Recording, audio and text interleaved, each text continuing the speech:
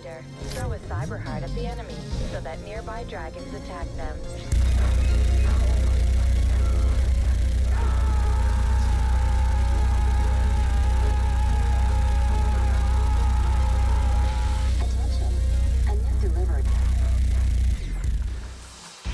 Far Cry 3 Blood Dragon feels like it belongs to a completely different era, and not just in aesthetics. Originally believed to be an April Fool's Day joke, Far Cry 3's standalone expansion feels less like an expansion and more like its own game entirely. So much has been changed from the base game in gameplay and aesthetics that calling it a standalone expansion just feels wrong. It's more like a completely new game which happens to share the engine of Far Cry 3, and I have a lot to say about it. Right away, I'm going to get two things I dislike about the game out of the way. The game is really short, and you can beat it in about 6 hours. You have a large open world to explore, but there are only 7 story missions to complete. Considering what's on offer, that's understandable, but an extra story mission would have been greatly appreciated. Also, in order to play Blood Dragon, you're going to need to go through Ubisoft Connect, along with however many blood sacrifices are needed for it to work on any given day. But that's not the fault of the developers. And besides, once you get through that little hurdle, this game has a lot to offer.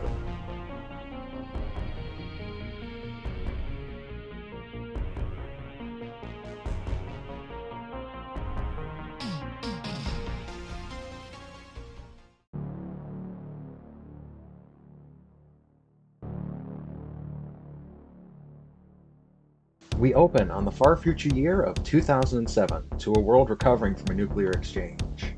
Cyborg super soldier Rex Colt is being deployed to a remote island in the Pacific. His mission is to storm the base of a rogue force of cyborgs known as Omega Force and identify why they have gone rogue. He soon learns that Omega Force intends to cause another apocalypse, deploying a chemical weapon to remake the world in their image. The mission promptly goes to hell and Rex is left for dead. Waking up in a cave, Rex is contacted by Dr. Darling, a defector from Omega Force. She explains that to stop the upcoming apocalypse, Rex must destroy several key facilities across the island. With Darling's guidance, Rex launches a one-man campaign to stop Omega Force and save the post-apocalyptic world from another apocalypse. The plot of Blood Dragon is very simple. It's a pretty stock save-the-world plot with no big twist at the midpoint or any big changes in character motivations. And for what the game is going for, it's pretty good. It's a deliberate homage to action movies and cartoons from the 1980s, which typically kept their plots very simple as well. That being said, Blood Dragon also relentlessly parodies said movies and cartoons. The game's dialogue is deliberately very silly, with Rex giving off cheesy one-liners about every minute of gameplay. Clear me a path to the reactor so I can turn the power down. I'm no cyber soldier. Right. Then it's lights out for Sloan.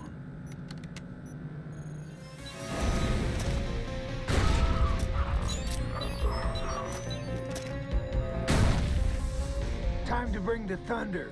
NPC dialogue deliberately parodies cliches you would see in the writing of the era, and the game is written in such a way where it's clear developers had a lot of love for their source material, while also being willing to make fun of it as they go. Listen, this will make you more like Sloan. Powerful, but without the side effects. No, Doc. No way. I swore an oath to a special lady. Your wife? No. Lady Liberty. She taught me that winners don't use drugs. While it constantly parodies media from the 1980s, Blood Dragon's story is primarily just a means to get the player from one action set piece to another. In that way, it serves its job well thanks to its simplicity. We don't need complex character motivations or crazy, trippy sequences. We just need a fun story to get us from point A to point B while we go around blasting things. The influence of media from the 1980s is also very clear in the world of Blood Dragon. All of the game's cutscenes are done in the style of games from that era, albeit utilizing the benefits of modern systems in order to produce cutscenes with much higher graphical quality than was possible in the 1980s. The NPCs you encounter dress like movie extras or action figures from that era, with deliberately cheap costumes. They are also all some degree of cybernetic organism, fitting for an era which gave us two of Hollywood's most famous cyborgs. Enemy bases are large fortresses resembling a playset you would see from the hit action figure lines of the time, complemented by vehicles bearing large faction logos. Your heads-up display comes with inbuilt scan lines, in reference to the tech of the time.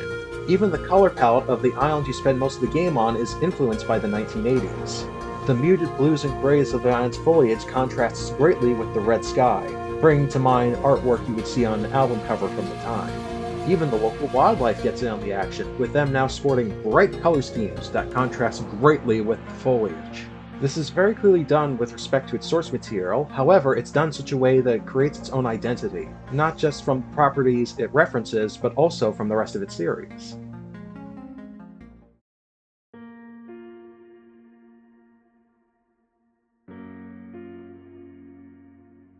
Showing respect for the source material while branching off to do its own thing not only influences the world and story of Blood Dragon, but also its gameplay. It is fundamentally based on the same engine as 3, so if you're familiar with that game, Blood Dragon will feel very familiar. That said, a lot of changes have been made to shake up the gameplay. To start, many mechanics have been outright cut entirely. The radio towers, used to hide parts of the map in 3, are gone completely, with the entire map visible from the start. The crafting system has also been removed, with the player having many of the unlocks gained through the crafting system either unlocked through other means or given to you directly from the start. You begin with the ability to hold 4 weapons at a time, and the ammo capacity upgrades for your weapons are purchased on a per-weapon basis with cash. Alongside this, the loot system is cut, with the player now only needing to worry about their cash and ammo supply, though the amount of cash found in the world has been increased to compensate for this. The exclusion of these specific mechanics works to create a more action-focused environment compared to the more action-survival-based gameplay of 3. Mechanics which would slow down the more action-focused gameplay are completely removed, in favor of alternatives that speed up the gameplay. Alongside the removal of specific mechanics, various changes have been made to the player's power level in order to accommodate the more action-focused gameplay. Rex at the start of Blood Dragon is comparable to Jason's strength at the midpoint of 3. You start with 4 health bars compared to the starting total of 2 Jason has, and also start with a whole host of mid-game abilities, such as chain takedowns. Rex's basic abilities also include skills not present in 3's skill progression, namely a greater jump height and unlimited air while underwater. This increase to the starting power of the player has several effects on gameplay.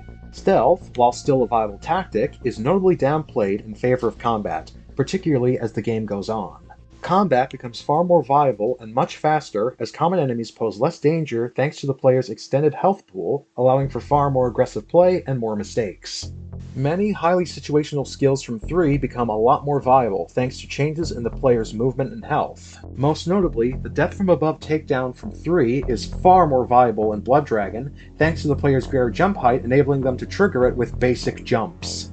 This difference in starting power compounds over time, with Rex ending his adventure with a grand total of 16 health bars, compared to Jason's total of 6. This is on top of all of the other abilities you will gain by leveling up. Combined with the alterations to the weapon system in-game, this creates an environment far removed from the more grounded gameplay of 3. Stealthily picking off enemies before combat begins is no longer a requirement, and the player is encouraged to engage in open combat with their massive health pool and more powerful weapons.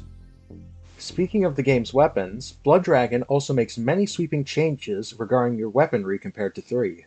The massive collection of weapons present in 3 is gone, replaced with a far more streamlined collection of 8 key weapons. You start the game with 5 of the 8 already unlocked, and you unlock the remaining 3 by progressing through the story. Much like the player's abilities, the starting selection of weapons are comparable to the mid-game weapons from 3. The bow is available right from the start, and your 4 other starting guns are comparable to the more expensive weapons found on the first island. Your 4 starting weapons are also privy to one of Blood Dragon's other big changes, the expanded weapon upgrade system. Completing side quests and finding collectibles in the world rewards not only cash and experience points, but also new modifications for your weapons. Compared to the more simplistic upgrades from 3, the upgrades in Blood Dragon are far more substantial, with some radically altering your weapons so much that they may as well be a completely different weapon post-modification. That is not to say that the other weapons you get through the game, which cannot be upgraded, fall behind. Far from it. The Terror 4000 is an impressive bullet hose of a machine gun, and the Flamer is the Far Cry 3 Flamethrower, which means it's extremely good. But it says a lot about your arsenal that said flamethrower feels like a situational choice after your starting weapons gain a few upgrades. The upgrades for your weapons in Blood Dragon are very substantial. Indeed, the only thing stopping you from turning all your guns into overpowered death machines is the high cost of upgrades and their unlock requirements. But that being said, a sufficiently determined player can still get everything they want in a very short time frame. Much like the base game of 3, come to think of it.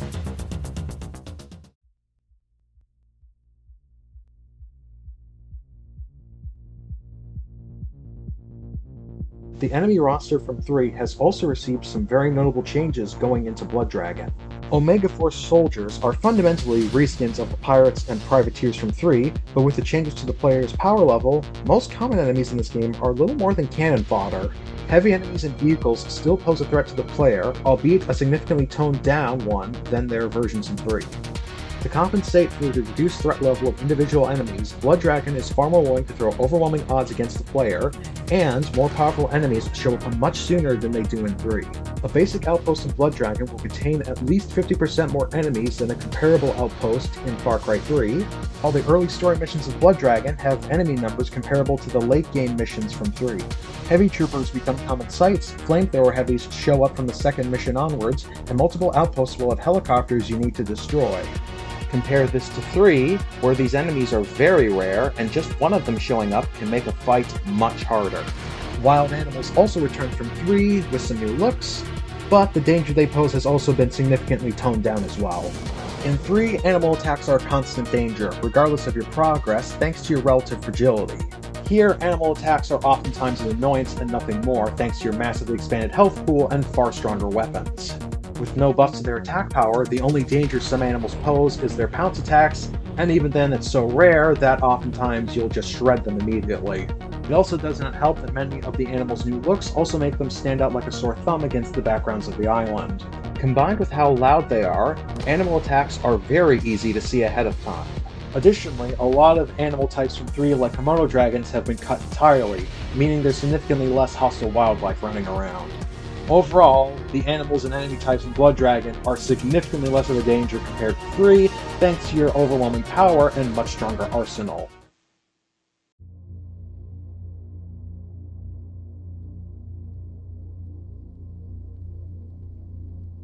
All of these mechanical changes, combined with the new additions to gameplay and the removal of specific mechanics, makes Far Cry 3 Blood Dragon a very unique experience compared to Far Cry 3. In many ways, it feels like the development team were experimenting with the gameplay that led Far Cry 3 to success. The base framework is the same, but so much has been changed that it feels like its own unique thing rather than an expansion of its base game. This gives Blood Dragon a very unique feel compared to the rest of the series, as it does so much different from the other games. Its plot is far removed from the serious tone of the rest of the franchise, instead embracing silliness and over-the-top action. Challenges are presented here which would be far too difficult in the other games, but is just the right amount of difficulty here thanks to your massively increased power. Far Cry 3 Blood Dragon is so unlike its parent franchise that it truly feels standalone, and I quite like it for that. Today, it's rare you see something which deviates so much from its franchise in such drastic ways. Even Far Cry Primal, which is set in a completely different era, still works to keep the serious tone and grounded gameplay of the rest of the franchise. Blood Dragon is so far removed from the serious tone of the other games that it feels like it belongs to a completely different franchise. It's cheesy, over the top, and gameplay gets very hectic very quickly. If Blood Dragon were proposed today, it would probably be shot down immediately thanks to being so far removed from the serious tone of the franchise. But here it is. A memento of a time when its publisher used to be far more willing to experiment with its gameplay rather than just strictly sticking to a formula. And I think it deserves to be remembered, thanks to how fun it is to play, and its very unique feeling.